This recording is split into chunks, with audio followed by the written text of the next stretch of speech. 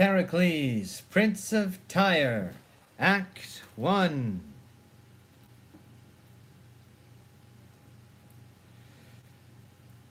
Enter Gower.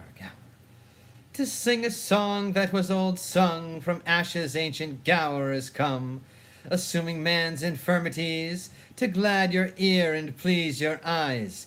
It hath been sung at festivals, on ember eves and holy ales, and lords and ladies in their lives have read it for restoratives.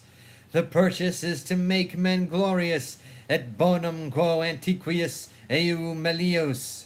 If you, born in those latter times, when wits more ripe accept my rhymes, and that to hear an old man sing may to your wishes pleasure bring, I life would wish, and that I might waste it for you like taper light.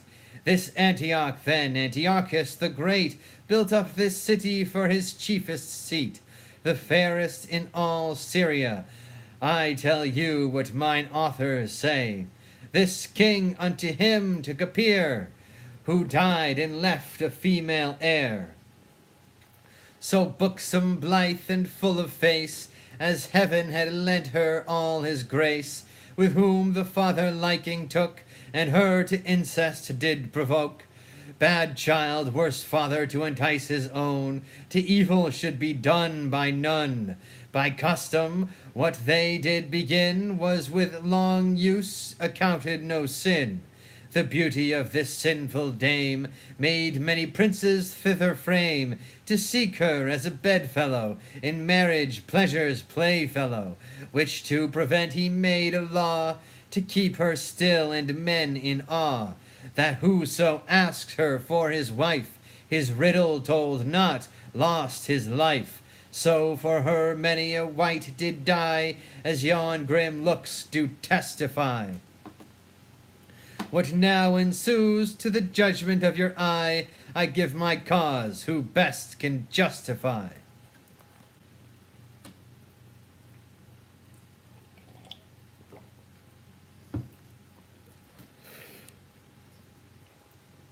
Scene 1. Enter Antiochus, Prince Pericles, and followers. Young Prince of Tyre, you have at large received the danger of the task you undertake.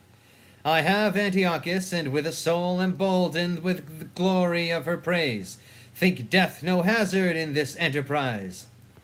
Bring in our daughter, clothed like a bride, for embracements even to Jove himself, at whose conception till Lucina reigned, nature this dowry gave, to glad her presence.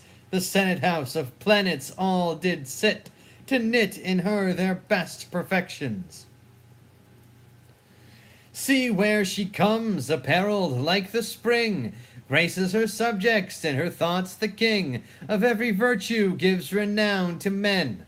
Her face the book of praises, where is read nothing but curious pleasures, as from thence sorrow were ever raised, and testy wrath could never be her mild companion. You gods that made me man, and sway in love, that have inflamed desire in my breast, to taste the fruit of yon celestial tree, or die in the adventure, be my helps, as I am son and servant to your will, to compass such a boundless happiness. Prince Pericles, that would be son to great Antiochus, before thee stands this fair Hesperides, with golden fruit, but dangerous to be touched, for death-like dragons here affright thee hard. Her face like heaven enticeth thee to view her countless glory, which desert must gain, and which without desert, because thine eye presumes to reach, all the whole heap must die. Yon sometimes famous princes, like thyself, drawn by report, adventurous by desire, tell thee with speechless tongues and semblance pale, that without covering, save yon field of stars, here they stand martyrs, slain in Cupid's wars, and with dead cheeks advise thee to desist for going on death's net, whom none resist. Antiochus, I thank thee, who hath taught my frail mortality to know itself, and by those fearful objects to prepare this body like to them to what I must. For death remembered should be like a mirror, who tells us life's but breath, to trust it error. I'll make my will then, and as sick men do, who know the world, see heaven, but feeling woe, gripe not at earthly joys as erst they did. So I bequeath a happy peace to you, and all good men, as every prince should do, my riches to the earth from whence they came, but my unspotted fire of love to you. Thus ready for the way of life or death, I wait the sharpest blow, Antiochus. Scorning advice, read the conclusion then, which read and not expounded, 'tis decreed, as these before thee thou thyself shalt bleed. Of all said yet mayest thou prove prosperous, of all said yet I wish thee happiness. Like a bold champion I assume the lists, nor ask advice of any other thought, but faithfulness and courage. The riddle. I am no viper, yet I feed on my mother's flesh, which did me breed. I sought a husband, in which labor I found that kindness in a father. He's a father, son, and husband mild, I mother, wife, and yet his child. How they may be, and yet in two, as you will live, resolve it you. Sharp physic is the last, but oh, you powers, that gives heaven countless eyes to view men's acts, why cloud they not their sights perpetually? If this be true, which makes me pale to read it, fair glass of light, I loved you, and could still, were not this glorious casket stored with ill. But I must tell you, now my thoughts revolt, for he's no man on whom for perfections wait, that knowing sin within will touch the gate. You are a fair viol, and your sense the strings, who, fingered to make man his lawful music, would draw heaven down, and all the gods to hearken. But being played upon before your time, hell only danceth at so harsh a chime. Good sooth, I care not for you. Prince Pericles, touch not upon thy life, for that's an article within our law, as dangerous as the rest. Your time's expired, either expound now, or receive your sentence. Great king, few love to hear the sins they love to act. 'Twould braid yourself too near for me to tell it. Who has a book of all that monarchs do? He's more secure to keep it shut than shown. For vice repeated is like the wandering wind, blows dust in others' eyes to spread itself, and yet the end of all is brought thus dear. The breath is gone, and the sore eyes see clear. To stop the air would hurt them. The blind mole casts copped hills towards heaven, to tell the earth is thronged by man's oppression, and the poor worm doth die for it. Kings are earth's gods, in vice their laws their will, and if Jove stray, who dares say Jove doth ill? It is enough you know, and it is fit, what being more known grows worse, to smother it. All love the womb that their first being bred, then give my tongue like leave to love my head. Heaven that I had thy head, he has found the meaning, but I will glose with him, young prince of Tyre, though by the tenor of our strict edict, your exposition misinterpreting, we might proceed to cancel of your days, yet hope succeeding from so fair a tree as your fair self doth tune us otherwise. 40 days longer we do respite you, if by which time our secret be undone, this mercy shows will joy in such a son, and until then your entertained shall be, as doth befit our honor and your worth. How courtesy would seem to cover sin, when what is done is like a hypocrite, the which is good in nothing but in sight. If it be true that I interpret false, then were it certain you were not so bad as with foul incest to abuse your soul. Where now you're both a father and a son, by your uncomely claspings with your child, which pleasures fits a husband, not a father, and she an eater of her mother's flesh, by the defiling of her parents' bed, and both like serpents are, who, though they feed on sweetest flowers, yet they poison breed. Antioch, farewell, for wisdom sees those men blush not in actions blacker than the night, will shew no course to keep them from the light. One sin I know, another doth provoke, murthers as near to lust as flame to smoke. Poison and treason are the hands of sin, ay, and the targets to put off the shame. Then, lest my life be cropped to keep you clear, by flight I'll shun the danger which I fear. He hath found the meaning for which we mean to have his head. He must not live to trumpet forth my infamy, nor tell the world Antiochus doth sin in such a loathed manner, and therefore instantly this prince must die. For by his fall my honor must keep high. Who attends us there? Doth your highness call? Thaliard, you are of our chamber, Thaliard, and our mind partakes her private actions to your secrecy, and for your faithfulness we will advance you, Thaliard. Behold, here's poison, and here's the gold. We hate the prince of Tyre, and thou must kill him. It fits thee not to ask the reason why, because we bid it. Say, is it done? My lord, 'tis done. Enough. Let your breath cool yourself, telling your haste. My lord, Prince of Pericles, is fled. As thou wilt live, fly after, and like an arrow shot from a well-experienced archer hits the mark, his eye doth level at, so thou never return unless thou say, Prince Pericles is dead. My lord, if I can get him within my pistol's length, I'll make him sure enough, so farewell to your highness. Thaliard, adieu. Till Pericles be dead, my heart can lend no succour to my head.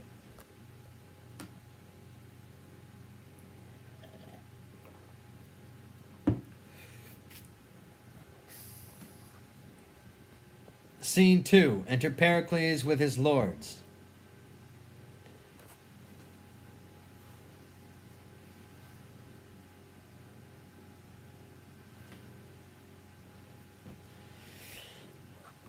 Let none disturb us. Why should this change of thoughts, this sad companion, dull-eyed melancholy, be my so used a guest, not as an hour in the day's glorious walk or peaceful night? The tomb where grief should sleep can breed me quiet. Here pleasures court mine eyes, and mine eyes shun them, and danger which I feared is at Antioch, whose arm seems far too short to hit me here. Yet neither pleasure's art can joy my spirits, nor yet the other's distance comfort me. Then it is thus, the passions of the mind, that have their first conception by misdread, have after nourishment and life by care. And what was first but fear what might be done, grows elder now, and cares it be not done. And so with me, the great Antiochus, 'gainst whom I am too little to contend, since he so great can make his will his act, will think me speaking, though I swear to silence. Nor boots it me to say I honor him. If he suspect, I may dishonor him. And what may make him blush in being known, he'll stop the course by which it might be known. With hostile forces he'll overspread the land, and with the ostent of war will look so huge. Amazement shall drive courage from the state. Our men be vanquished ere they do resist, and subjects punished that never thought offense. Which care of them, not pity of myself, who am no more but as the tops of trees, which fence the roots they grow by and defend them, makes both my body pine and soul to languish, and punish that before that he would punish. Joy and all comfort in your sacred breast. and keep your mind till you return to us, peaceful and comfortable. Peace, peace, and give experience tongue. They do abuse the king that flatter him, for flattery is the bellows blows up sin. The thing the which is flattered but a spark, to which that blast gives heat and stronger glowing. Whereas reproof, obedient in order, fits kings as they are men, for they may err. When Signor Sooth here does proclaim peace, he flatters you, makes war upon your life. Prince, pardon me, or strike me, if you please. I cannot be much lower than my knees. All leave us else, but let your cares overlook what shipping and what ladings in our haven, and then return to us. Helicanus, thou hast moved us. What seest thou in our looks? An angry brow, dread lord. If there be such a dart in princes' frowns, how durst thy tongue move anger to our face? How dares the plants look up to heaven, from whence they have their nourishment? Thou knowest I have power to take thy life from thee. I have ground the axe myself, do but you strike the blow. Rise, prithee, rise. Sit down, thou art no flatterer, I thank thee for it. In heaven forbid that kings should let their ears hear their faults hid. Fit counselor and servant for a prince, who by thy wisdom makes a prince thy servant. What wouldst thou have me do? To bear with patience such griefs as you yourself do lay upon yourself. Thou speakest like a physician, Helicanus, that ministers a potion unto me, that thou wouldest tremble to receive thyself. Attend me then. I went to Antioch, where, as thou knowest, against the face of death, I sought the purchase of a glorious beauty, from whence an issue I might propagate our arms to princes and bring joys to subjects. Her face was to mine eye beyond all wonder, the rest, hark in thine ear, as black as incest, which by my knowledge found the sinful father seemed not to strike but smooth. But thou knowest this, 'tis time to fear when tyrants seems to kiss, which fear so grew in me, I hither fled, under the covering of a careful knight, who seemed my good protector, and being here, bethought what was past, what might succeed. I knew him tyrannous, and tyrants' fears decrease not, but grow faster than the years. And should he doubt, as no doubt he doth, that I should open to the listening air how many worthy princes' bloods were shed, to keep his bled of blackness unlaid ope, to lop at that doubt, he'll fill this land with arms, and make pretence of wrong that I have done him, when all for mine, if I may call offence, must feel war's blow, who spares not innocence, which love to all, of which thyself art one, who now reprovest me for it. Alas, sir! Drew sleep out of mine eyes, blood from my cheeks, musings into my mind, with thousand doubts, how I might stop this tempest ere it came, and find a little comfort to relieve them. I thought it princely charity to grieve for them. Well, my lord, since you have given me leave to speak, freely will I speak.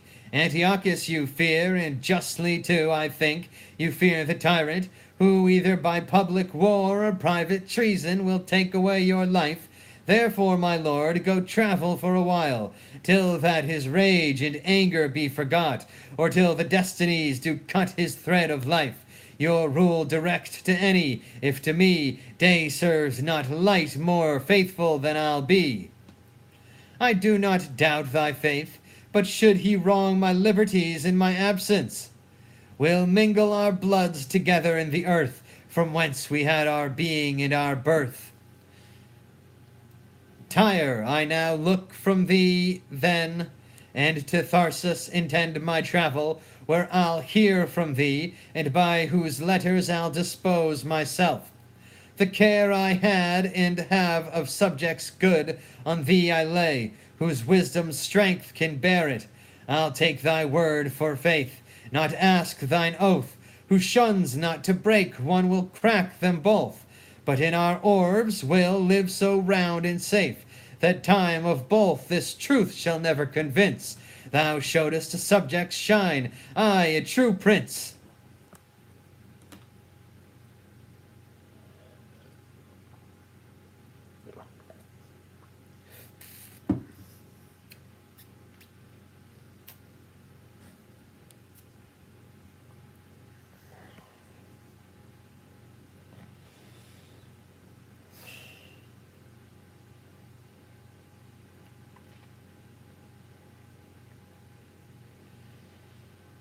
Scene 3. Enter Thaliard Solus.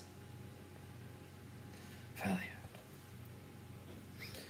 So this is Tyre, and this the court.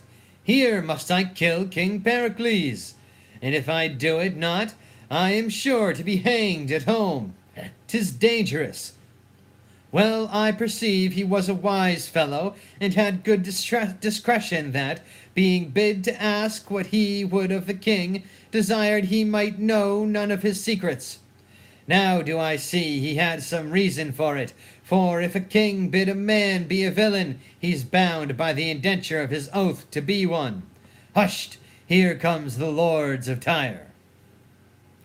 You shall not need, my fellow peers of Tyre, further to question me of your king's departure. His sealed commission left in trust with me does speak sufficiently he's gone to travel. How? The king gone? If further yet you will be satisfied, why, as it were unlicensed of your loves, he would depart. I'll give some light unto you, being at Antioch. What from Antioch? Royal Antiochus, on what cause I know not, took some displeasure at him, at least he judged so, and doubting lest he had erred or sinned, to show his sorrow he corrects himself. So puts himself unto the shipman's toil, with whom each minute threatens life or death. Well, I perceive I shall not be hanged now, although I would, but since he is gone, the king's seas must please. He 'scaped the land to perish at the sea. I'll present myself. Peace to the lords of Tyre. Lord Thaliard from Antiochus is welcome. From him I come, with message unto princely Pericles. But since my landing I have understood your lord has betook himself to unknown travels. Now message must return from whence it came.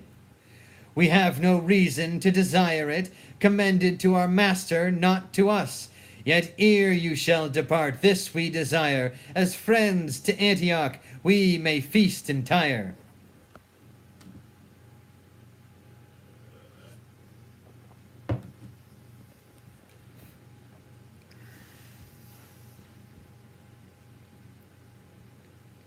Scene 4. Enter Cleon, the governor of Tharsus.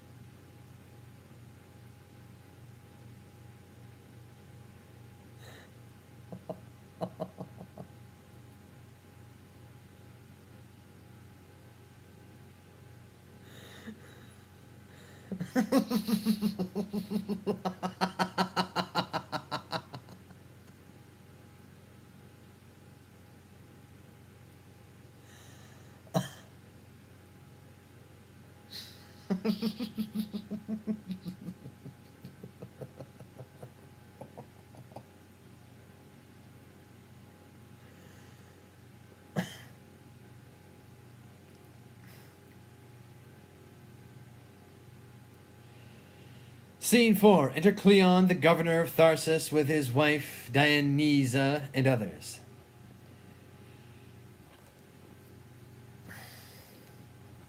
Cleon. My Dionysa, shall we rest here, and by relating tales of others' griefs, see if 'twill teach us to forget our own? That were to blow at fire in hope to quench it, For who digs hills because they do aspire, throws down one mountain to cast up a higher. O my distressed lord, even such our griefs are, here they are but felt, and seen with mischief's eyes, but like to groves, being topped, they higher rise. O Dionysa, who wanteth food and will not say he wants it, or can conceal his hunger till he famish? Our tongues and sorrows to sound deep our woes, into the air our eyes to weep, till tongues fetch breath that may proclaim them louder, that, if heaven slumber while their creatures want, they may awake their helpers to comfort them. I'll then discourse our woes, felt several years, and wanting breath to speak, help me with tears. I'll do my best, sir. This Tharsis, over which I have the government, a city on whom plenty held full hand, for riches strewed herself even in her streets, whose towers bore heads so high they kissed the clouds, and strangers never beheld but wondered at, whose men and dames so jetted and adorned, like one another's glass to trim them by, their tables were stored full to glad the sight, and not so much to feed on as delight. All poverty was scorned, and pride so great, the name of help grew odious to repeat. Oh, 'tis too true! But see what heaven can do by this our change. These mouths who, but of late, earth, sea, and air, were all too little to content and please, although they gave their creatures in abundance, as houses are defiled for want of use, they are now starved for want of exercise. Those palates who, not yet 2 summers younger, must have inventions to delight the taste, would now be glad of bread and beg for it. Those mothers who, to nousle up their babes, thought not too curious, are ready now to eat those little darlings whom they loved. So sharp are hunger's teeth, that man and wife draw lots who first shall die to lengthen life. Here stands a lord, and there a lady weeping.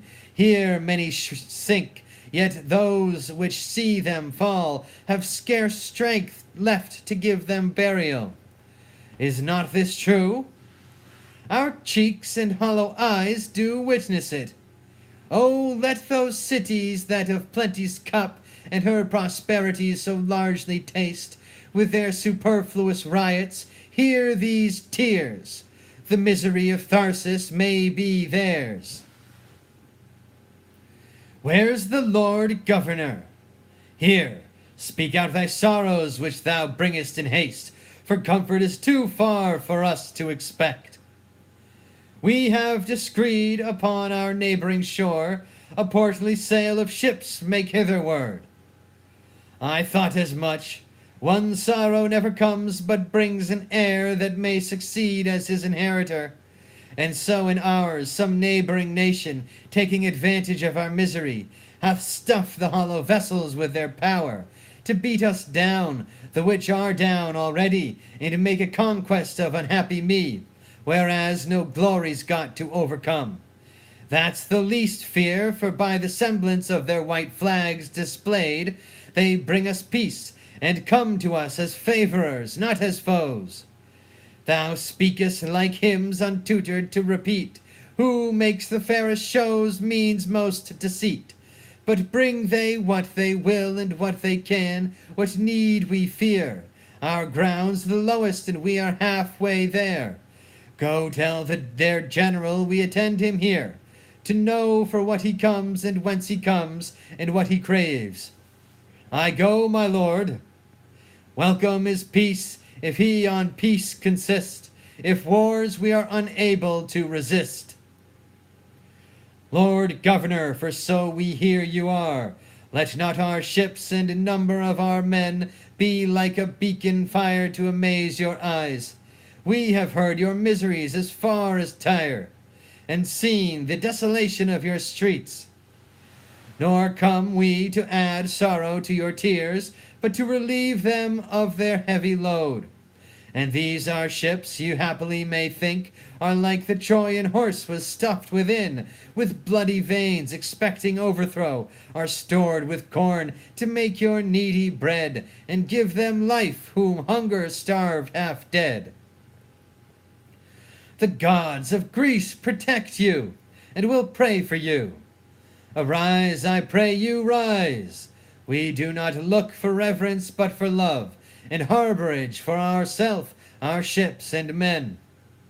The which when any shall not gratify, or pay you with unthankfulness in thought, be it our wives, our children, or ourselves, the curse of heaven and men succeed their evils, till when the which I hope shall never be seen, your grace is welcome to our town and us.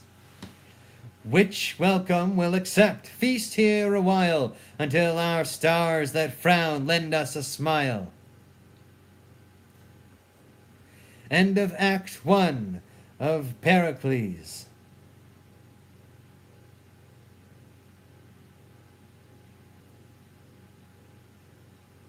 Amen. Praise be to God. Jesus Christ. Jah Rastafari the Most High. Bless William Shakespeare.